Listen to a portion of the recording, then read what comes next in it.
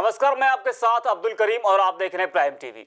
नेपाल के प्रधानमंत्री केपी शर्मा ओली ने एक बार फिर बेतुका बयान दिया है। इस बार के विवादित बयान में ओली ने भारत पर सांस्कृतिक अतिक्रमण का आरोप लगाया है।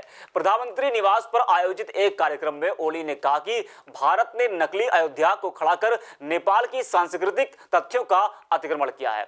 ओली ने विवादित बयान देते हुए कहा कि अयोध्या नेपाल में है और भारत ने एक नकली अयोध्या को दुनिया के सामने रखकर सांस्कृतिक अतिक्रमण किया है। ओली यही नहीं रुके, उन्होंने कहा कि भगवान राम नेपाली हैं, ना कि भारत के।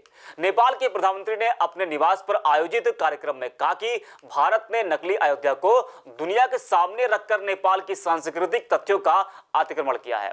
उन्होंने कहा कि भगवान श्री राम की नगरी अयोध्या भारत के उत्तर प्रदेश में नहीं बल्कि नेपाल के वाल्मीकि आश्रम के पास है।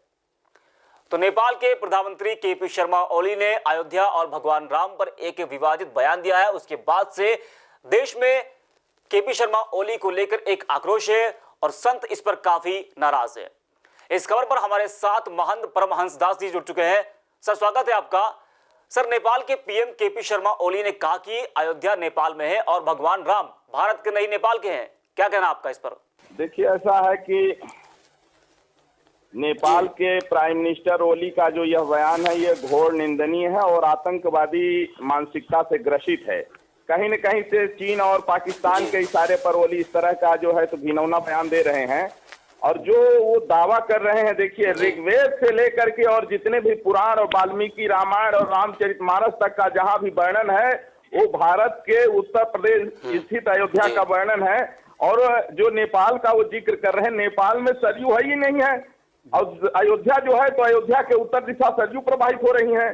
तो यह जो है सिर्फ चूंकि माओवादियों ने चीन और पाकिस्तान के इशारे पर वहां के राज परिवार का पहले कत्ल किया और राज परिवार की हत्या करने के बाद में यह षड्यंत्र की तहत सत्ता पर जो है तो काबिज हो गए और सत्ता पर काबिज होने के बाद में यह आप जिस तरह से जो है तो चीन और चाइना और पाकिस्तान जो है आतंकवादी राष्ट्र हैं, उनके इशारे पर यह भी जो है चल करके और जो नेपाल की जो संस्कृति रही, नेपाल और भारत का जो रोटी बेटी का संबंध रहा, उसको समाप्त करना चाहते हैं।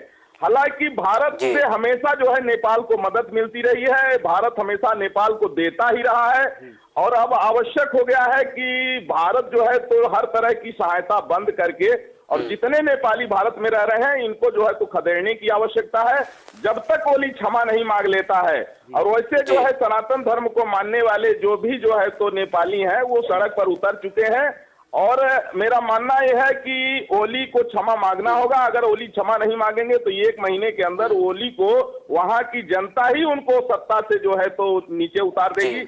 और ओली ने ये जो बयान दिया है ये कहीं से भी इसके तथ्य नहीं है, कोई साक्ष्य नहीं है, ये सिर्फ एक जो है तो ये आतंकवादियों की भाषा है। और ये जो ओली बोल रहे हैं भारत से इसका कोई भारत को प्रभाव नहीं पड़ने वाला है, लेकिन अगर भारत मदद देना बंद कर देगा तो ये जो है तो ये ऐसे कुत्ते बन जाएंगे कि कहीं के रहेंगे नहीं। और चाइना और पाकिस्तान के पीछे घूमते घूमते ये एक दिन जो है तो दुनिया में आतंकवादी के रूप में इनकी छवि आ जाएगी कि अभी आतंकवादी राष्ट्र की चपेट में आ गए हैं।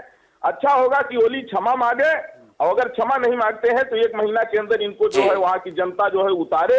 अगर ऐसा नहीं करती है तो जितने भारत में नेपाली रह रहे हैं ये अपना नेपाल का रास्ता पकड़े और हर तरह की इनके जो जितने संबंध हैं, जिस तरह से हमने जो है तो पाकिस्तान से अपने संबंध खत्म कर दिए हैं, उसी तरह से हम नेपाल से भी भारत को संबंध खत्म कर देने की आवश्यकता है जब तक ओली क्षमा नहीं मांग लेता है अथवा ओली जो है सत्ता से अपने आप जो है तो इस्तीफा दे दें। क्योंकि देखिए, ऐसा है जो भी वो बोल रहे हैं कोई भी ग्रंथ है वो जो है प्रमाणित रूप से नहीं दिखा, न वेद में दिखा सकते हैं न पुराण में दिखा सकते हैं।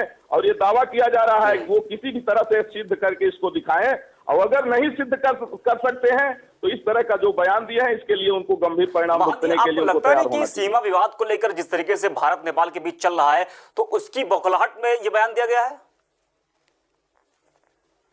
बिल्कुल, देखिए ऐसा है कि चूंकि सीमा विवाद कुछ नहीं था। देखिए, ऐसा है कि ये माओवादी जो है जब से ये माओवादी आए तब से ये नेपाल पहले हिंदू राष्ट्र था उसको खत्म कर दिए। इसके बाद ये माओवादी धीरे धीरे वहां की संस्कृति को जो है तो विकृत करते गए और भारत से जो उनके संबंध रहे उसको समाप्त करने के लिए इस तरह से जो है ये चाइना और पाकिस्तान के इशारे पर काम कर रहे हैं। चूंकि जो है तो पाकिस्तान जिस तरह से आत्मघाती हमलावरों की फौज तैयार करता है और चीन ने अभी कोविड-19 को तैयार करके जो है तो ये जो सबसे बड़ा आतंकवाद का वो जो है पूरे विश्व के सामने वो रखा।